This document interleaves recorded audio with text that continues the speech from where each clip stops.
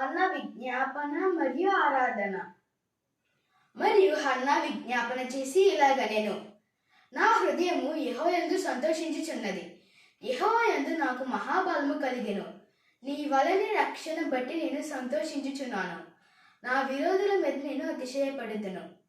యెహోవా వంటి పరిశుద్ధ దేవుడు ఒక్కడును లేడు, నీవు తప్ప మరి ఏ దేవుడు లేడు.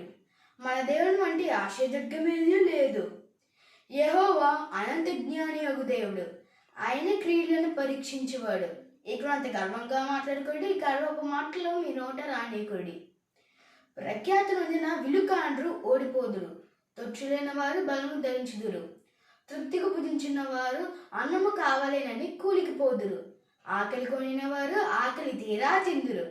గొడ్రలు 7 పిల్లలను కనును, అనేకమైన పిల్లలను కనినది కృషించిపోవును. జనులను సజీవులుగాను మృతులుగాను చేయబడి యెహోవాయే. పాతాళమునకు పంపుచు అందులో నుండి రప్పించుచుండవాడు ఆయనే.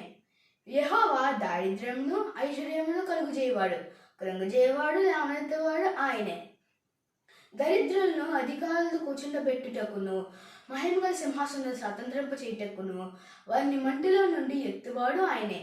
లేమి గల వారిని పెంటకుప్ప మీద నుండి లేవనెత్తువాడు ఆయనే. భూమి యొక్క స్తంభములు యెహోవా వశము, లోకమును వాటి మీద ఆయన నిలిపి ఉన్నాడు. తన భక్తుల పాదములు తొచ్చులుకొని ఆయన వారిని కాపాడును. దుర్మార్గులు అంధకారమందు మాటు మనుగుదురు, బలము చేత ఎవడును జయమునందడు.